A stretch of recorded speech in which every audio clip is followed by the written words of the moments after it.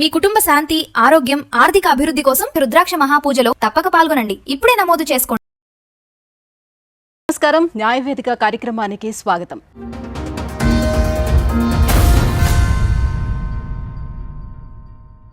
సమస్య లేని ఇల్లు ఉండదు, పరిష్కారం లేని సమస్య ఉండదు. అటువంటి ఎన్నో సమస్యలకు పరిష్కారం చూపిస్తూ ఎంతోమంది ప్రజల గుండెల్లోని చిరస్థాయిగా నిలిచిపోయినటువంటి వ్యక్తి ఆకుల రమ్య గారు. హైకోర్టు అడ్వకేట్ ఆకుల రమ్య గారు ఇవాళ మన న్యాయవేదిక కార్యక్రమంలో ఉన్నారు. సో సమస్యతో వచ్చిన వాళ్ళకి ఇవాళ ఒక పరిష్కారం కూడా చూపించబోతున్నారు. నమస్కారం. నమస్తే. అయితే మా మమ్మీ మా ఫాదర్ అనేది చిన్న ఉన్నప్పుడు విడిపోయారు. నేను చిన్న ఉన్నప్పుడు అంటే మా అమ్మమ్మ వాళ్ళు మా మమ్మీని మా డాడీకి చెప్పకుండా మా మమ్మీని నన్ను అమ్మమ్మ వాళ్ళ ఇంటికి తీసుకెళ్ళారు.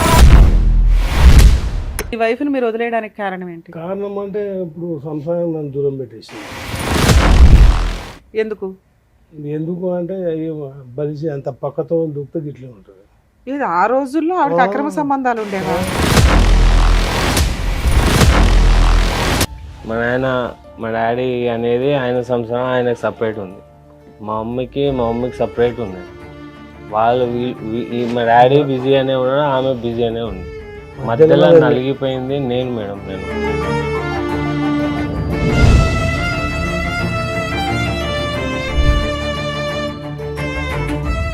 2010లో డైవర్స్ కేసు లాస్ట్ మా పెద్ద మనుషులంతా కలిసి కాంప్రమైజ్ చేసి వచ్చి మళ్ళీ మేము కలిసి ఉంటామని చెప్పి జడ్జి ముందు మనకి చెప్పుకుంటే జడ్జి కొట్టేసిన కేసు.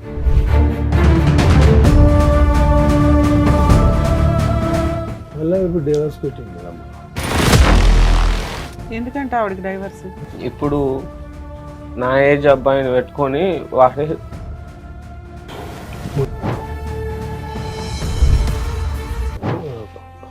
వాడే కావాలని ఇంట్లోకి వెళ్ళి పంపింది.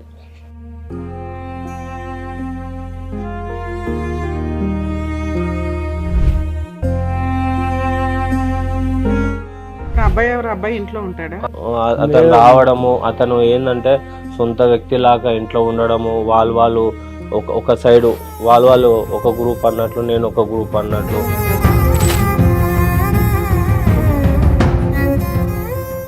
అన్నారు నన్ను కానీ రోడ్ మీద వేసి నాకు బతుకుదారు లేదు. నాకు మీ ద్వారా నాకు పరిష్కారం కావాలి, లేకపోతే చనిపోయాడు.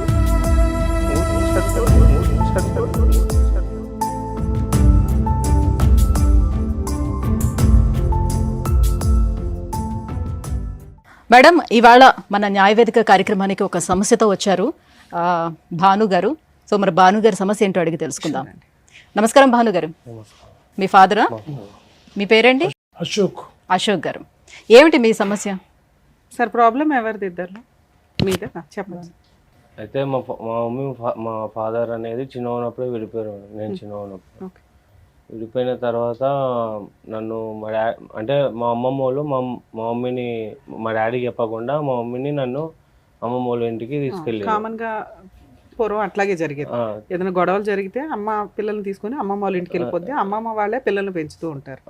అయితే మా ఇంటికి అమ్మమ్మ వాళ్ళ ఇంటికి వెళ్ళినాక మా అమ్మమ్మ వాళ్ళు మమ్మల్ని ఇంట్లో పెట్టుకోకుండా కొంచెం దూరం చేసి, అంటే ఇంట్లో సరిగా చూసేవాళ్ళు కాకపోతే మా అమ్మ మళ్ళీ బయటికి వచ్చేసి. మీ వయసు ఎంత ఉంటుంది అప్పుడు? 9-8 years. అయితే తర్వాత మళ్ళీ అంటే మీకు తెలుసా అమ్మా నాన్న పోట్లాడుకున్నారు, కొంత ఐడియా అయితే ఉంది. ఎన్ని సంవత్సరాలు ఉన్నారు మీ అమ్మ వాళ్ళ ఇంట్లో మీరు?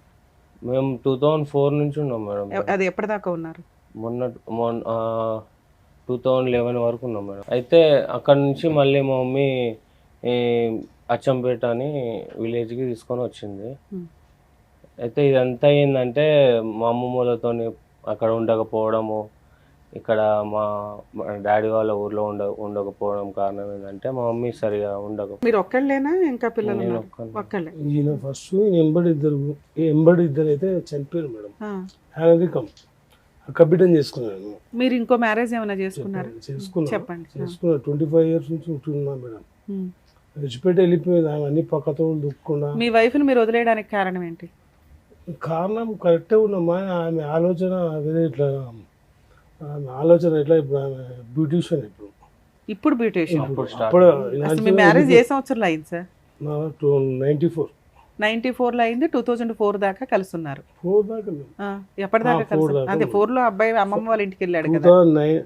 99 వరకే మేము కలిసినాం. ఓకే. ఆ 5 years ఎక్కడుంది మరి ఆవిడ? 5 years నాదైనా ఉన్నా కొట్లాడారు 5 years మా ఇద్దరి మధ్య. 94లో మ్యారేజ్ అయింది, 2004 దాకా కలిసి ఉన్నారు 99 కానీ వరకు ఒక 5 సంవత్సరాలే బాగున్నారు, మిగతా 5 సంవత్సరాలు గొడవలే సరిపోయినాయి మీకు. గొడవలు అంటే ఏంటి గొడవలకి కారణం ఏంటి? కారణం అంటే ఇప్పుడు సంసారం నన్ను దూరం పెట్టేసింది. ఓకే. ఎందుకు? ఎందుకు అంటే బలిసి అంత పక్కతో దూపితే ఇట్లే ఉంటుంది. ఇది ఆ రోజుల్లో ఆవిడకి అక్రమ సంబంధాలు ఉండేవా? మీరేమైనా రెడీ హ్యాండెడ్గా పట్టుకున్నారా లేకపోతే తెలుసా మీకు? ఎవరు ఆ వ్యక్తులు? ఎవరు? ఆవిడేమైనా పని చేస్తుందా?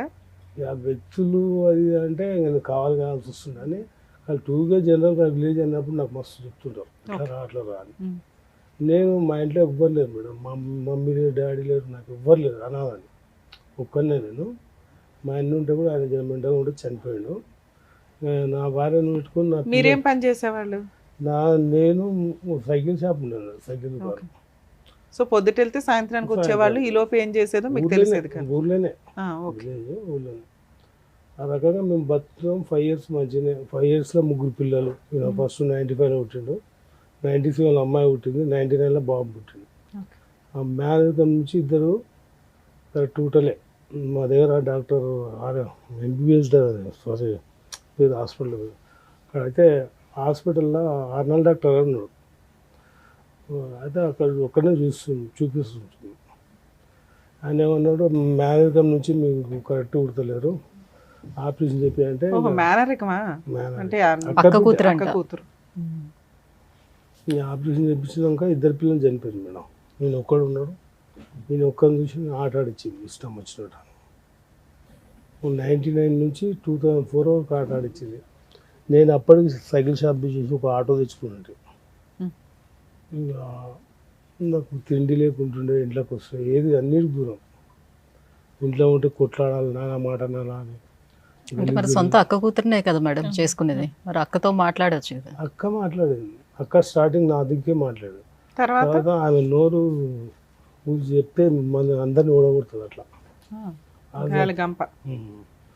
తల్లిని మరి మీ అమ్మ నాన్న ఏమయ్యారు? వాళ్ళు మాట్లాడాలిగా, కూతురు చెప్పుకోవాలిగా. చనిపోయింది. మనవరాలు ఎలా మా నాయనమ్మ చిన్న ఉన్నప్పుడు చనిపోయాడు.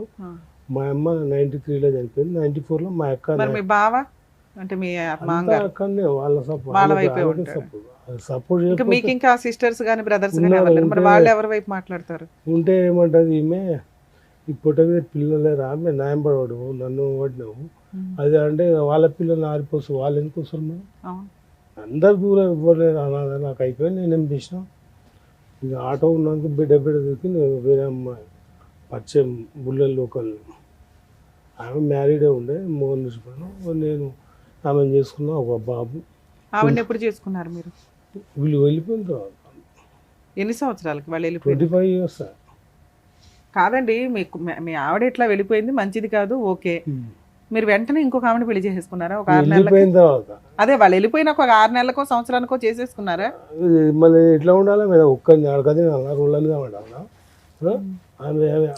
డైవర్స్ తీసుకున్నారా మేడం? డైవర్స్ తీసుకోలేదు. ఆవిడకి అక్రమ సంబంధాలు ఉన్నాయి, ఈయన దోషం నేను ఒక పెళ్లి చేసేసుకున్నాను, పిల్లాన్ని తీసుకొని వెళ్ళిపోయింది. పైగా వీళ్ళు చుట్టాలే కాబట్టి పిల్లోడు కూడా కళ్ళ ముందే కనిపిస్తూ ఉన్నాడు, మేనకోడలు కాబట్టి. మరి అంత గయాలు గంప మీ అక్క ఆవిడ, మరి మీ మీద ఏం కేసులు వేయలేదా? ఎవరు?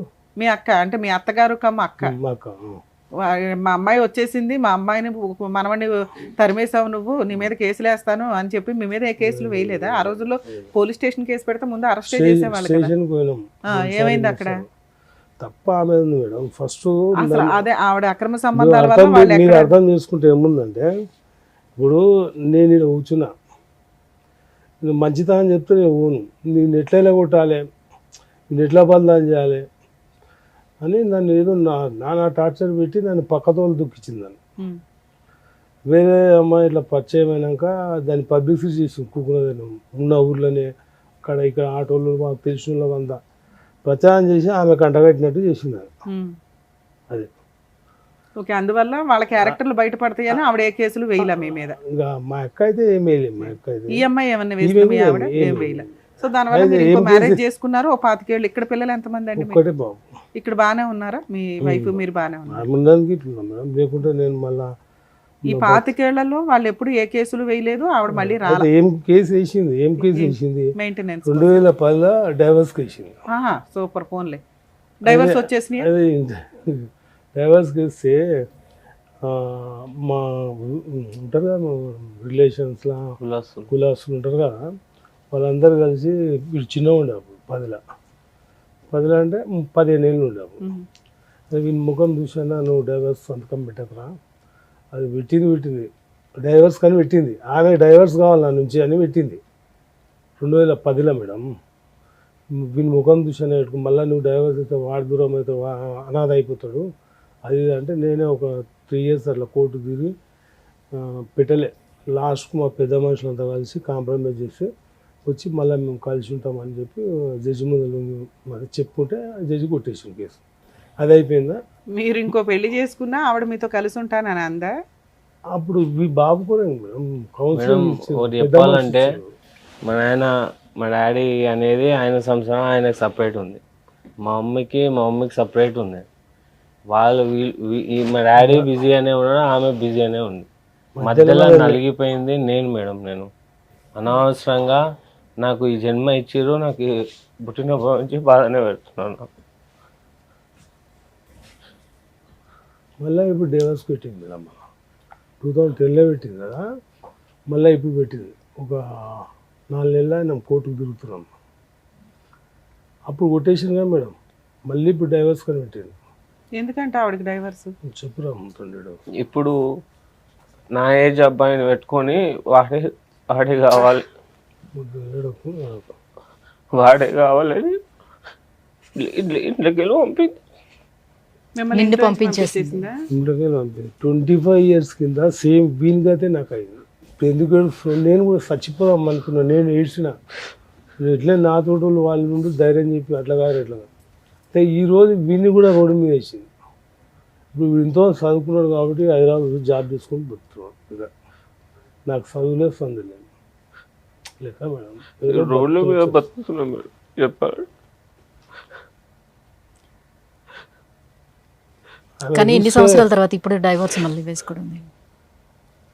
డైవర్స్ చేసుకోవడం తర్వాత కొడుకు వయసు ఆవిడ అతన్ని ఉంచుకుందంట, కొడుకుని బయటకు తరిమేసింది.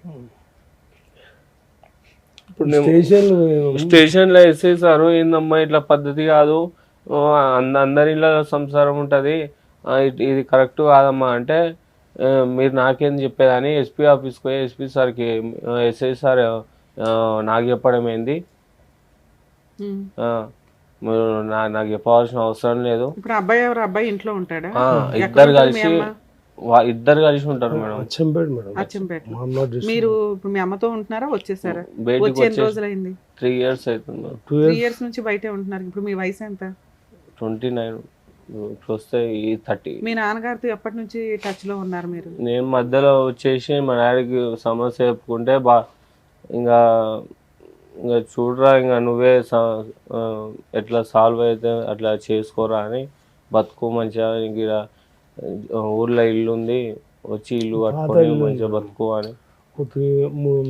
అంటే ఇప్పుడు మీ వైఫ్ బాగాలేదని చెప్తున్నారు కాబట్టి, ఆవిడ క్యారెక్టర్ బాగాలేదని చెప్తున్నప్పుడు మీ అబ్బాయిని ఎందుకు ఆమె దగ్గర వదిలిపెట్టేశారు? మీరు తెచ్చుకోవచ్చు కదా. ఆ రోజు నాతో ఒక 5 years కొట్లాట అయింది కదా, అయిన తర్వాత వెళ్ళిపోతుంది కదా, నేను ఇంటికి పోతా ఇంట్లో ఉండని అనుకుంటున్నాను. అయితే నా పిల్లలు నాకు ఇచ్చి పోవేను కానీ అన్నట్టు నేను మస్తు సందర్భాలు ఉన్నాయి, మాట్లాడిన సందర్భం.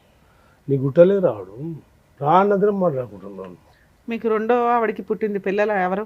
ఆడపిల్లలా మగపిల్లడు? పెళ్ళి అయిపోయిందా? కాలేమా. ఎంత వయసు? ఎంత? 21 ఉంటారు. 21.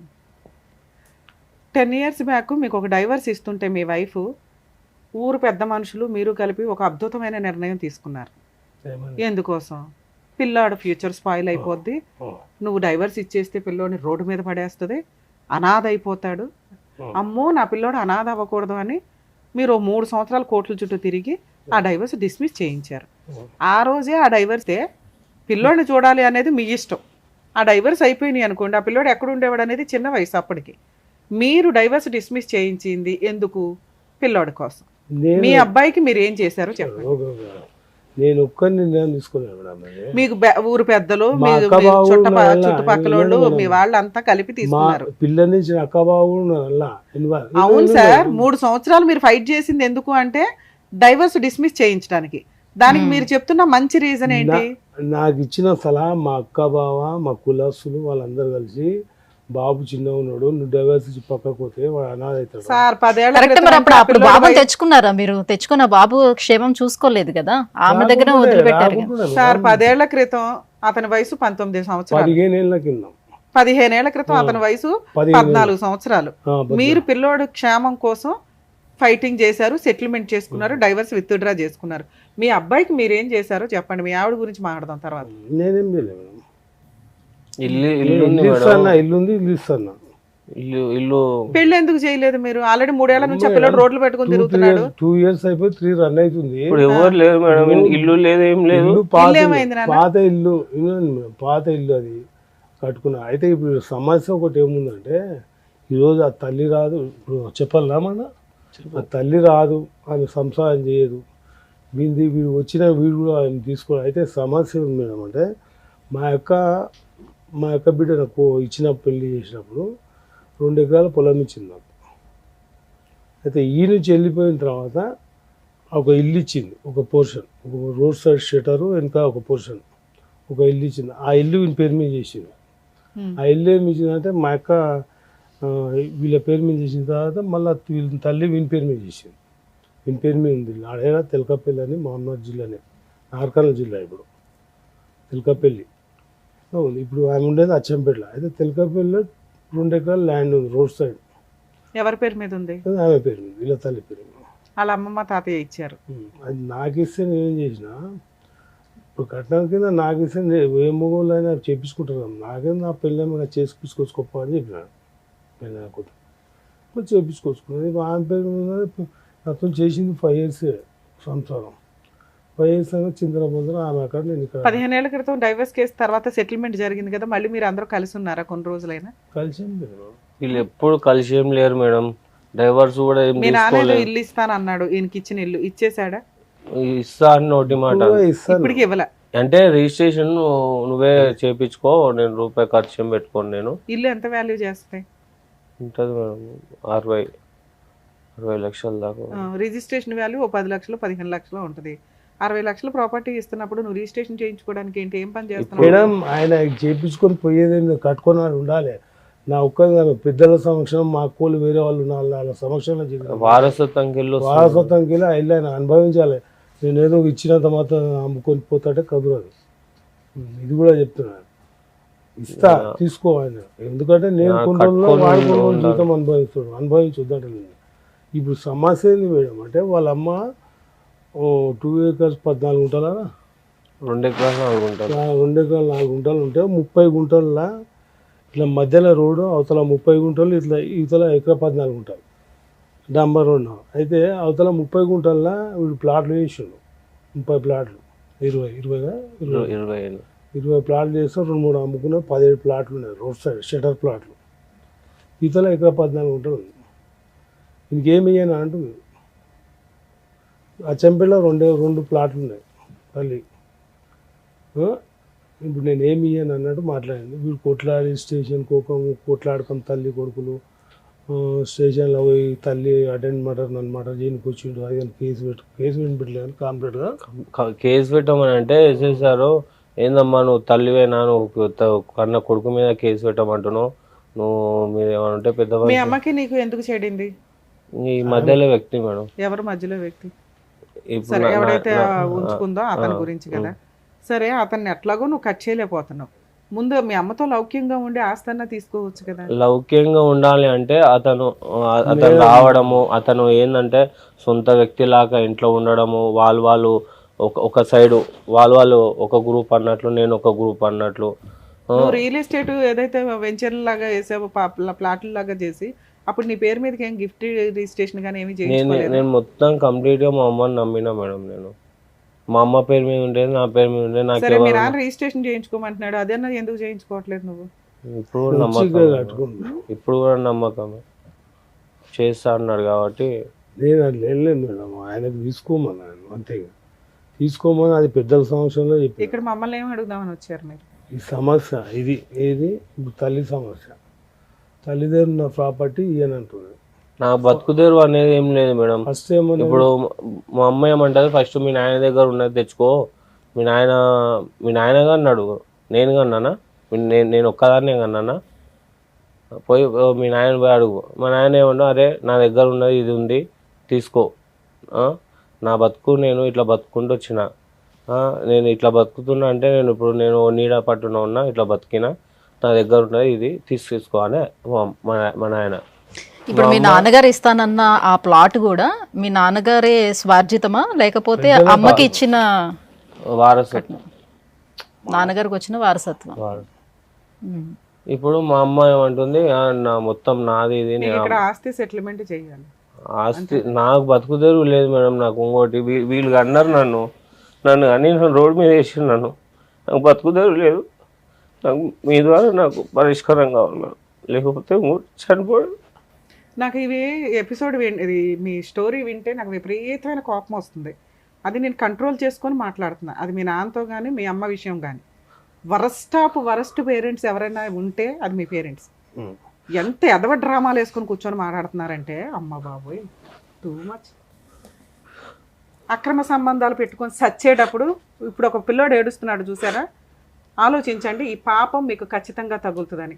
భార్య భర్త మీద, భర్త భార్య మీద చెప్పుకొని ఏడిసే సొసైటీలో సఫర్ అవుతున్నది ఎవరు అంటే, మీరు ఎంజాయ్ చేసే ఆ 10 నిమిషాలతోటి ఒక సృష్టికి ఒక వ్యక్తిని తీసుకొని వస్తున్నారు చూసారా.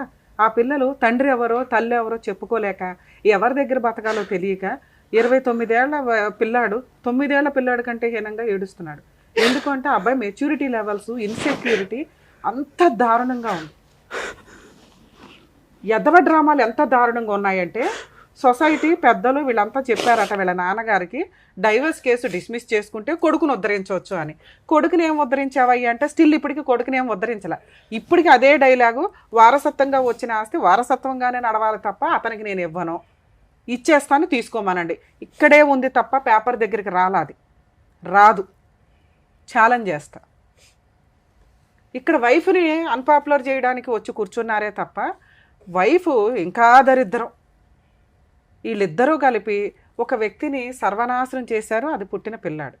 ఎవరి సుఖం వాళ్ళు చూసుకున్నారు, ఎవరి ఆనందం వాళ్ళు చూసుకున్నారు. వాళ్ళ అమ్మ ఇంకా చూసుకుంటానే ఉంది. ఆవిడ వర్షన్ వింటే ఆవిడేం స్టోరీలు చెప్తుందో. ఎందుకంటే సొంత మేనకోళ్ళు, అక్క కూతుర్ని పెళ్లి చేసుకున్న తండ్రి, అంటే వీళ్ళంతా ఒకే కుటుంబం. ఇక్కడ ఒక అబ్బాయిని తీసుకొచ్చి మా వారసత్వ ఆస్తి బయటకు పోకూడదు అంటున్నారు, కానీ ఎందుకే వారసుడికి ఇవ్వట్లే.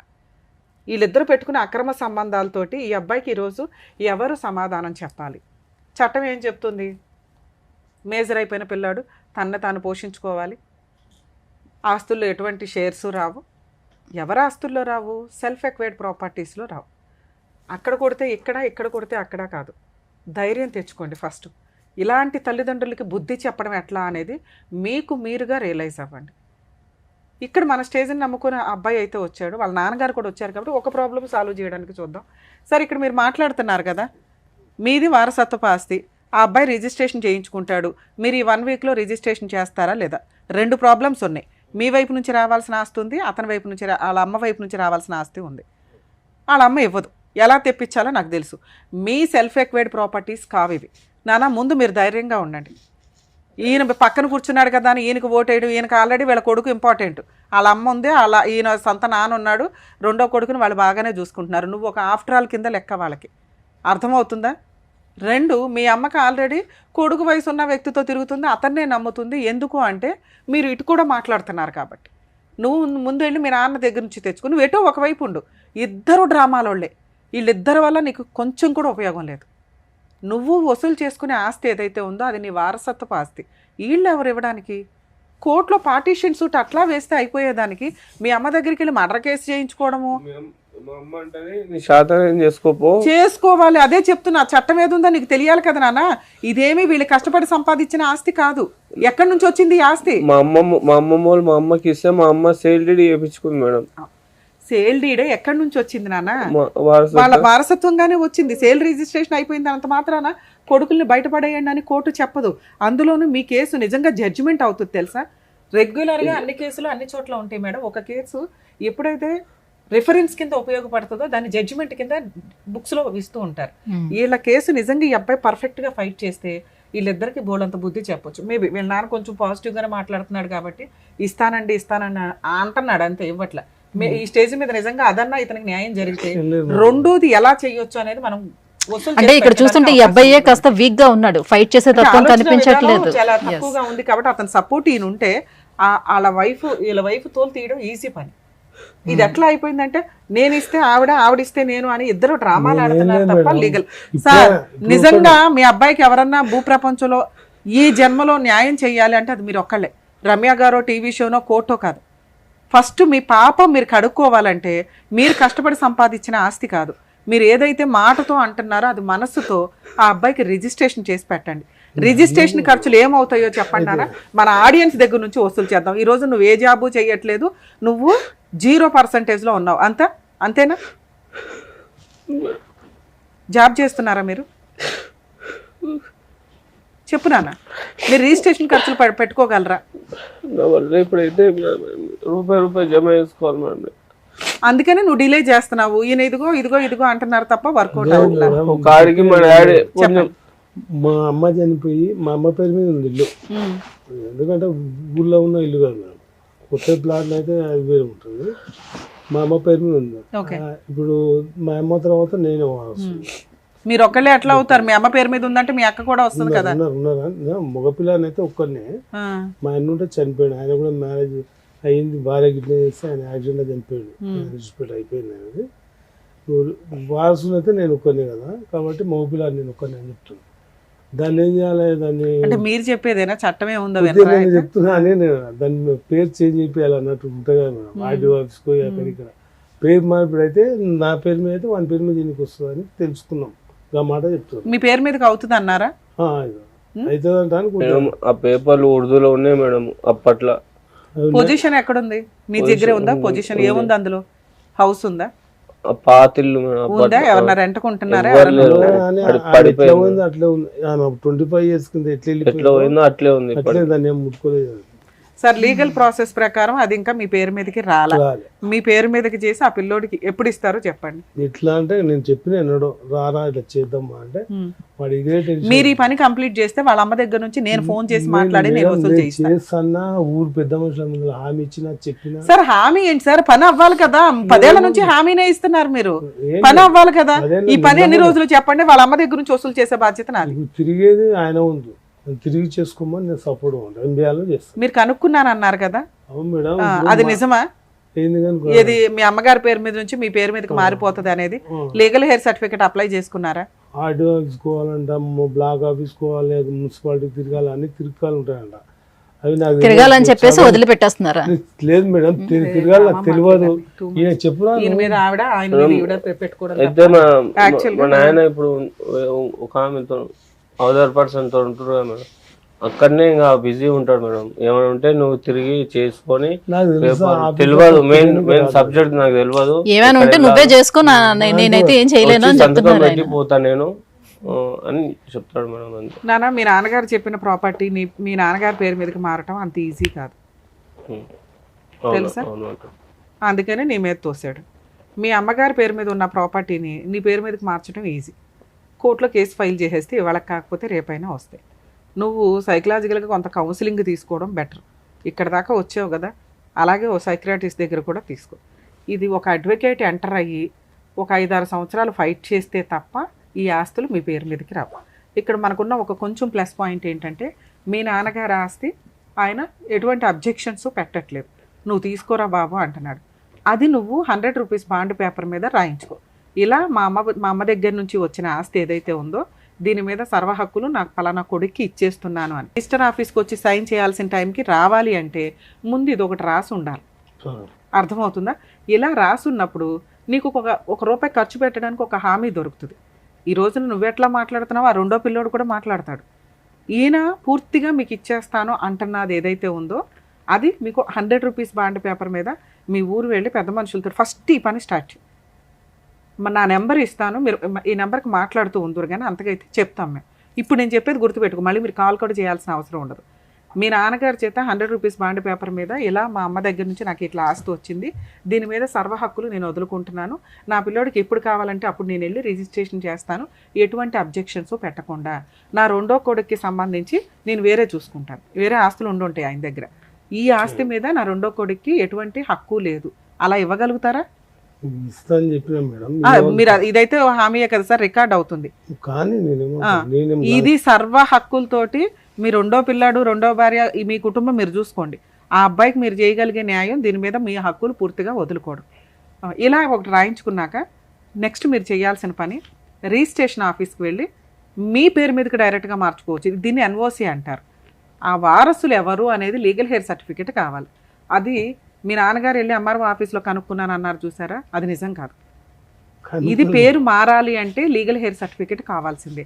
పలానా ముసలమ్మకి ఒక కొడుకు, 2 కొడుకులు, 1 కూతురు, 2 కొడుకుల్లో 1 కొడుకు చనిపోయాడు, ఆయన డెత్ సర్టిఫికేటు, ముసలమ్మ డెత్ సర్టిఫికేటు, మీ ఎవరైతే అమ్మమ్మ ఉందో అమ్మమ్మ నో అబ్జెక్షన్, వీళ్ళ ముగ్గురులో ఈయన ఒక్కడే ప్రజెంట్ వారసుడు అనే పాయింట్ మీద మీరు లీగల్ హెయిర్ సర్టిఫికేట్ అప్లై చేస్తే మీ నాన్నగారు వారసుడు అని వస్తుంది. మీ నాన్నగారు రాసిన 100 రూపీస్ బాండ్ పేపరు, ఆ లీగల్ హెయిర్ సర్టిఫికేట్ తోటి మీరు రిజిస్ట్రేషన్ ఆఫీస్లో ఈయన్ని తీసుకొని వెళ్ళి మీ పేరు మీదకి డైరెక్ట్గా చేసుకోవచ్చు.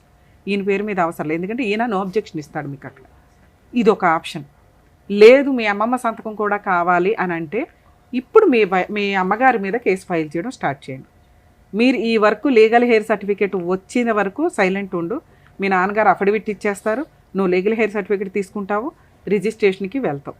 ఇవన్నీ నీకు 6 మంత్స్లో అవుతాయి. నువ్వు కష్టపడు. వీటికి సంబంధించి చాలా తక్కువ పని, ఇదంతా పెద్ద ఖర్చుతో కూడిన పని కూడా కాదు. రిజిస్ట్రేషన్ ఖర్చులు చూసుకోండి అమ్మా, ఎందుకంటే తిప్పి కొడితే చాలా తక్కువ ఉంటాయి. మార్కెట్ వాల్యూ వేరు, రిజిస్ట్రేషన్ వాల్యూ వేరు ఉంటుంది. ఈలోపు మీరు దానికి సంబంధించి చేయాల్సిన పని చేస్తే మీ అమ్మమ్మ వచ్చి నో అబ్జెక్షన్ పెడుతుంది. పెట్టలేదు, ఇప్పుడు లీగల్గా వెళ్ళండి. మీ అమ్మగారికి సేల్ రిజిస్ట్రేషన్ అయ్యింది అనేది మీ ఉద్దేశం. మీ అమ్మగారు అన్న మాట ఏంటి, మీ నాన్నతో రిజిస్ట్రేషన్ చేయించుకొని నేను ఇస్తాను అంది అంటున్నావు. ఓకే, ఒకసారి ఇప్పుడు ఫోన్ మాట్లాడదాం. ఆ మాట అంటే అది రికార్డ్ అవుతుంది నీకు. ఇది రిజిస్ట్రేషన్ చేయించుకొని ఆవిడని కూడా పిలిపించి పెద్ద మనుషులతో కూర్చోబెట్టి మాట్లాడు. లేదు అంటే ఈ వీడియోతో మీరు కోర్టులో కేసు ఫైల్ చేసుకోండి. పార్టీషన్ సూట్ అంటారు. మీ అమ్మగారు అది సేల్ రిజిస్ట్రేషన్ చేయించుకున్నప్పటికీ కూడా వారసత్వపు ఆస్తి మీ అమ్మమ్మ గారు నాకు అమ్మేశారు, సేల్ రిజిస్ట్రేషన్ అవుతుందిగా. మీరు ఇప్పుడు నా మీద కేసు వేయొచ్చు, మీ అమ్మమ్మ మీద కేసు వేయొచ్చు. నేనే పొజిషన్లో ఉన్నానో మీ అమ్మ కూడా అంతే. మీ అమ్మ కొనుక్కునే రైట్స్ లేవు, మీ అమ్మ ఒక వారసురాలు మాత్రమే. ఓకే, మీ అమ్మ పేరు మీద సేల్ రిజిస్ట్రేషన్ మారితే మీ అమ్మమ్మ మీద, మీ అమ్మగారి మీద నువ్వు కేసు ఫైల్ చేస్తావు, మీ నాన్న మీద కూడా. మా అమ్మమ్మ అంటది మా వంశం అనుకుంటున్నావు, నువ్వు మీ నాయన వంశం అనుకుంటున్నావు. ఈ సుత్తి అంతా ఇక్కడ రాదు నాన్న. వినండి, మీకు మీరు అమలకల కబుర్లు, వీళ్ళు మాట్లాడే బూత్ కబుర్లు నాకు చెప్పకండి. రూల్ ప్రకారం, చట్ట ప్రకారం నువ్వు 1 ఆఫ్ ద వారసుడివి. మీ అమ్మ పేరు మీద ఉన్న ఆస్తికి అది వారసత్వపు ఆస్తి. మీ అమ్మ సేల్ రిజిస్ట్రేషన్ చేయించుకున్నా కూడా మీ అమ్మమ్మ బయట వాళ్ళకి అమ్మేస్తే ఎంతో మీరు అప్పుడు ఎవరి మీద వేస్తారు, మీ అమ్మమ్మ మీద వేస్తారు, బయట వాళ్ళ మీద కలిపి ఎట్లా వేస్తారో ఇప్పుడు కూడా మీరు ఈయన మీద, మీ అమ్మమ్మ మీద, మీ అమ్మగారి మీద ఇది వారసత్వపు ఆస్తి అని వెయ్యాలి. ఎందుకంటే ఇది మీ అమ్మమ్మదా, మీ అమ్మమ్మ వాళ్ళ అమ్మదా? మా తాత వాళ్ళ. అయితే ఈయనకి రాదు, అసలు ఈయనకి సంబంధం లేని టాపిక్. మీ అమ్మమ్మ మీద, మీ అమ్మగారి మీద పార్టీషన్ సూట్ వేసుకోవచ్చు మీరు. ఓకే, ఇప్పుడు మీ అమ్మతో మాట్లాడదాం. మీ నాన్నగారు ఆల్రెడీ రిజిస్ట్రేషన్ చేయడానికి రెడీ అయ్యారు. అమ్మ మేము 6 మంత్స్లో ఆయన పేరు మీదకి రిజిస్ట్రేషన్ చేస్తాం, నువ్వు ఎప్పుడు చేస్తావని అడుగుదాం. చూద్దాం ఏ వర్షన్ చెప్తుందని. అయితే ఇప్పుడు సార్ ఒకవేళ ఆవిడ ఒప్పుకున్నా ఒప్పుకోకపోయినా ఈ స్టేజ్ మీద మా రిక్వెస్ట్ సార్, ఆ పిల్లోడికి దేవుడు న్యాయం చేయాల, తల్లిదండ్రులు న్యాయం చేయాల. లా అండ్ ఆర్డర్కి వెళ్తే కొంచెం టైం పట్టొచ్చేమో. ప్లీజ్ ఆ పిల్లోడికి అయితే ఇప్పుడు మీరు ఏదైతే మాట ఇచ్చారో అది రిజిస్ట్రేషన్ అయితే చేయండి. నాకేమొద్దు మేడం, వాడు తీసుకోవాలని చూడాలని. ఎందుకంటే అలాగే ఓ మంచి సంబంధం ఏదైనా చూడండి. అతనికంటూ ఒక కుటుంబం వస్తుందండి. ఇప్పుడు 29 ఏళ్ల పిల్లోడు, కుటుంబం లేకుండా, అమ్మ లేదు, నాన్న లేదు, అక్క లేడు, తమ్ముడు లేడు, చెల్లి లేదు, అనాథలుగా తిరగడం అంటే డిప్రెషన్ సార్. అవి రేపటి రోజున ఏ డెసిషన్ తీసుకుంటాడో తెలియదు కదా. సొసైటీలో ఎన్ని క్రైములు జరుగుతున్నాయి, ఎన్ని సూసైడ్లు జరుగుతున్నాయి, ఎందులోకి వెళ్ళినా ఆ పిల్లోడు పుట్టడం అనేది ఇది అవుతుంది కదా. నాకే సపోర్ట్ 4 రకాలు నాకు. ఇంకా వాళ్ళందరూ వేస్ట్ సార్. మీరు కుటుంబాన్ని, మీరు తెలివిగా ఒక కుటుంబాన్ని అయితే మీకు సపోర్ట్ లేదని మీ పిల్లడికి కూడా మీరు సపోర్ట్ ఇవ్వకుండా అలాగే పెరగాలి అని అంటే అదే మీ వారసత్వం ఆ పిల్లోడికి వచ్చినట్టు ఉంది. 2-3 years దానికి వస్తున్నాం. నాకు పెళ్ళి అంటే ఒక ఇల్లు లేదు కరెక్ట్, అదే. ఏది కరెక్ట్ లేదు. ఒక అమ్మాయిని అడిగితే ఓడిస్తాం మేడం. ఇంకా అందుకే మీరు రిజిస్ట్రేషన్ చేయిస్తే నేనే ఆయనకు ఒక కొత్త చేసుకోవాలని కుటుంబం వస్తది. నేను వీళ్ళ అమ్మతోలు ఎలా తీయాలో మేము లీగల్ గా అందుబాటులో ఉంటాం. ఒక్కటే ఆమె అట్లా. చేయదు. ఒకసారి మాట్లాడదాం. తీస్తుందా? ఫోన్ తీస్తుందా? తీయదు మేడం. సార్ ఫోన్ చేస్తే నాతో ఏం అవసరం మీకు, మా వానికి ఇచ్చుకునేది మేము ఇచ్చుకుంటాం, చాలా డేంజర్ మనిషి మేడం. నాకు ఫోన్ చేయకారు మీరు అని మాట్లాడుతుంది. ఒక వీడియో చూడండి. మరి అన్నీ ఇంకే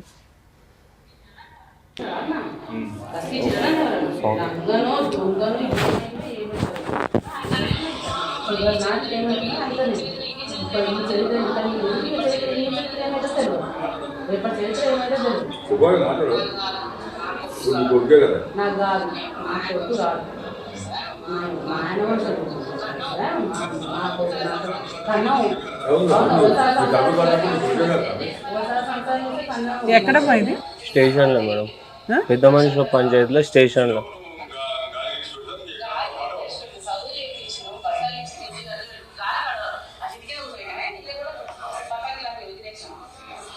బాగానే ఉంది మీ అమ్మ.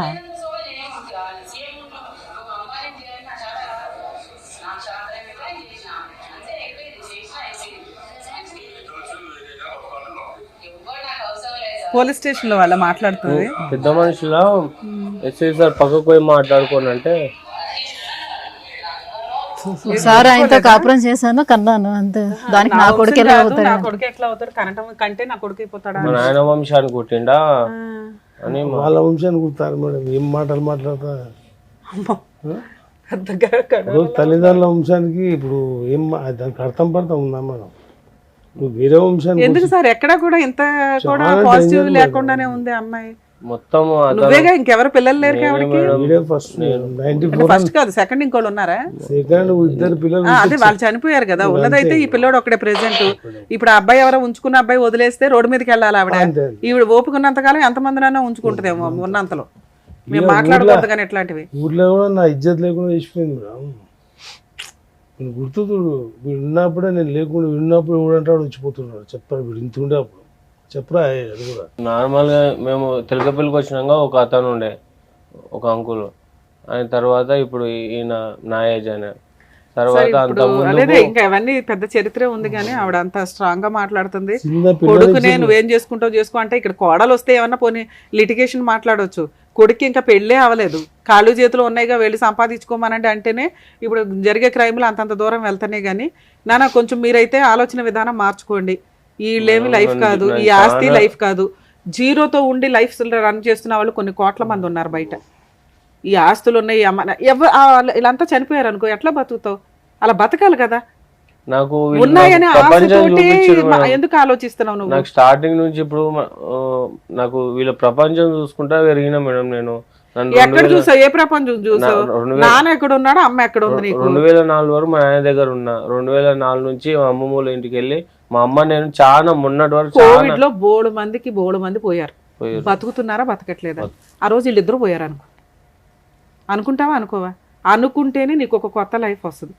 చక్కగా ఉన్నావు, మంచి అమ్మాయిని లవ్ చేసి పెళ్లి చేసుకోవచ్చు. వీళ్ళే పెళ్లి చేయాలని లేదు. మీ నాన్న ఎలా అయితే తన కుటుంబాన్ని ఎస్టాబ్లిష్ చేసుకున్నాడో నువ్వు కూడా అలా ఎస్టాబ్లిష్ చేసుకోవాలి. ఎవరో వచ్చి దానం చేయాలి, ఎవరో వచ్చి సహాయం చేయాలి అనుకుంటే నీకు నీ లైఫ్ ఎవ్వడూ సాల్వ్ చేయలేడు. మీరు ఫస్ట్ సెల్ఫ్గా, మీ అమ్మ కోపంతో ఏదైతే అంటుందో ఆవిడ కుళ్ళుతోనూ ఆస్తి ఇవ్వకుండా ఉండడానికి అంటుంది. నేను ఎందుకు మాట్లాడుతున్నానంటే మీ కాళ్ళ మీద మీరు నిలబడడం మీకు చాలా అవసరం. నేను ఇప్పుడు నిలబడే బతుకుతున్నా మేడం. నిలబడడం అంటే నువ్వు నడిచి వెళ్ళడం గురించి నేను మాట్లాడట్లా. అది సెల్ఫ్ గా ఒక కుటుంబాన్ని ఎస్టాబ్లిష్ చేసుకోవడం, ఏర్పరచుకోరా, సృష్టించుకో.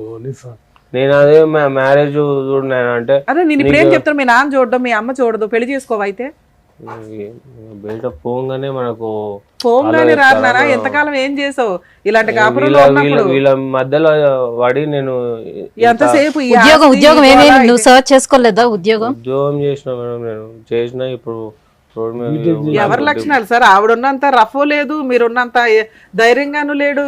ఏంటిది? బాగానే ఉన్నాడు, అదేమంటారు ఎమోషన్ అవుతున్నాడు బాగా. ఉంది మన కడుపులో అయితే బాగా ఉంది. చాలా సార్ అంత దారుణంగానే ఎందుకంటే పిల్లోడు మీరు సేవ్ చేయాలి, ఎట్లాగో తప్పదు. అసలు మేము రెగ్యులర్ ఒక కన్నేసి ఉంచాలి, పిల్లోడు ఎట్లా ఉంటున్నాడు ఏంటి హైదరాబాద్ అనేది. ఉంటాడు మేడం, మొదటి జడ్చల నుంచి 80 కిలోమీటర్స్. అయితే ఇప్పుడు నేను ఎన్నోసార్లు చెప్పిన, ఇప్పుడు పిల్లని చూడంటే పిల్ల సడన్గా చూసుకో మా కులంలో నాకు పిల్లలు దొరుకుతలేరు. ఒక పొజిషన్ మీద నువ్వు పొజిషన్ లేకుంటే నీకు తగ్గట్టే దొరుకుతావు. సరే, కొత్తగా మా ఎపిసోడ్ లో ఒక సెన్సేషనల్ గా ఒకటి అనాలనుకుంటున్నాం. అబ్బాయి అయితే మంచోడు, కాకపోతే అమాయకుడు, ఫ్యామిలీ బ్యాక్గ్రౌండ్ ఏమీ లేదు, జీరో. ఏం చదువుకున్నావు నాన్న?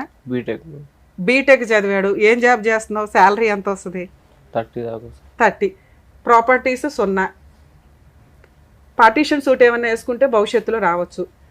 పనికి మాలిన అమ్మ, వేస్ట్ తండ్రి ఉన్నారు. సో వాళ్ళు ఉన్నా లేకపోయినా ఒకటే. అంటే మీకు అత్తమామల పంచాయతీ లేదు, ఆడపడుచుల పంచాయతీ లేదు, ఏమీ లేదు. ఎవరన్నా ఒక మంచి సంబంధం ఉంటే ఖచ్చితంగా కామెంట్స్లో కాంటాక్ట్ అవ్వండి. వీళ్ళ నెంబర్ తీసుకొని మేము ముందుండి పెళ్లి చేస్తాం. పెళ్లి ఖర్చులు కూడా అంటే నామినల్గా ఏదో గుళ్ళో తీసుకెళ్ళైతే పెళ్లి చేయగలుగుతాం ఉన్నంతలో. పిల్లోడు మంచోడు. ప్రాపర్టీస్ గురించి కానీ సెల్ఫ్గా వాళ్ళకి బతకగలగాలి. ఒక కుటుంబం వస్తే ఈ అబ్బాయి హ్యాపీగా ఉంటాడు అనేది నా ఉద్దేశం. సరేనా? ఉన్నంత వరకు మనం చేయగలిగింది అది. 2, మీ నాన్నగారితో ప్రాపర్టీ రాయించుకో. 3, ఒక అడ్వకేట్ని పెట్టుకుని పార్టీషన్ సూట్ వే. ఒకవేళ అడ్వకేట్ని పెట్టుకోలేని మేడం అంటే లోక్ అదాలత్ అని ఒకటి ఉంటుంది. మీరు ఎక్కడైతే ఉంటారో అక్కడ లోక్ అదాలత్లో మీరు ఒక పిటిషన్ ఫైల్ చేస్తే వాళ్ళు ఫ్రీ లీగల్ ఎయిడ్ ప్రొవైడ్ చేస్తారు మీకు. మీ అమ్మగారు చెప్తున్నట్లు ఆ ఆస్తి మీకు రాకుండా పోదు. సేల్ రిజిస్ట్రేషన్ కాబట్టి మీకు రాదు అనటం నిజం కాదు. మీ అమ్మమ్మ దగ్గర నుంచి వారసత్వంగా వచ్చిన ఆస్తి ఆవిడ కొనుక్కుంది. మీ అమ్మమ్మకి ఎక్కడి నుంచి వచ్చింది? వాళ్ళ అమ్మ దగ్గర నుంచి వచ్చింది. అంటే వీళ్ళంతా కూడా వారసుల కిందే మా తాత మా అమ్మకి ఇచ్చిండు. అదే ఇవ్వడం వాళ్ళ తాత దగ్గర నుంచి మీ అమ్మమ్మకి వాళ్ళ ముత్తాత దగ్గర నుంచి. మా ముత్తాత ఇదే వారసత్వ ఆస్తి కిందే లెక్క. అమ్మ సైడ్ వాళ్ళే నాన్న. ఇది వారసత్వ ఆస్తి కిందే లెక్క. మీరు ఒక లిటిగేషన్ పిటిషన్ ఫైల్ చేస్తే మీ అమ్మ ఒక 2 మాటలు అంటుంది. ఒకటి, మీ నాన్న దగ్గర నుంచి తెచ్చుకుంటే ఇస్తానని. నువ్వు ఆల్రెడీ మీ నాన్న దగ్గర నుంచి తెచ్చుకున్నాకే కేసేస్తావు. ఆటోమేటిక్గా మీకు ఏమైనా కొంత రావడానికి అవకాశం ఉంది, కోర్టు దాకా వెళ్లకుండానే. లేదు అంటే మీరు కేసు వేయండి, ఈ ప్రపోజల్తో పాటు అక్కడి నుంచి కూడా మీకు రావాల్సిన షేర్ వచ్చేస్తుంది. సరేనా? All the best. జాగ్రత్త. నమస్కారం మేడం. తల్లిదండ్రులు వాళ్ళ సుఖాల కోసం చూసుకొని ఒక అబ్బాయిని, వాళ్ళ కన్న కొడుకునికి మాత్రం అన్యాయం అయితే చేశారు. సో అబ్బాయికి సంబంధించినటువంటి ఆస్తి ఏ రకంగా రావాలి ఏంటి అనే విషయాల్లోనే ఒక సజెషన్ అయితే మంచిగా ఇవ్వగలిగారు. అబ్బాయి పిటిషన్ అదే మొదటిసారిగా సంబంధం కూడా thank you so much ma'am. So ఒక మంచి సజెషన్ అయితే ఇచ్చారు. అలాగే అబ్బాయి ఒకవేళ పిటిషన్ కనుక వేసుకున్నట్లయితే అబ్బాయికి సపోర్టింగ్ గా కూడా నిలుస్తారని ఆశిస్తున్నాం. Thank you so much. So US చూస్తున్నారే కదా. సో ఆస్తికి సంబంధించిన విషయాలు కానివ్వండి, లేకపోతే ఫ్యామిలీ ఇష్యూస్ కానివ్వండి, ఇలా ఏ సమస్యతో మీరు సఫర్ అవుతున్నా కూడా కింద స్క్రోల్ అవుతున్నటువంటి నెంబర్కి కాంటాక్ట్ చేయండి. సో హైకోర్టు అడ్వకేట్ అయినటువంటి ఆకుల రమ్య గారి నుంచి మంచి సజెషన్ మీరు పొందే అవకాశం కూడా ఉంటుంది. Thank you.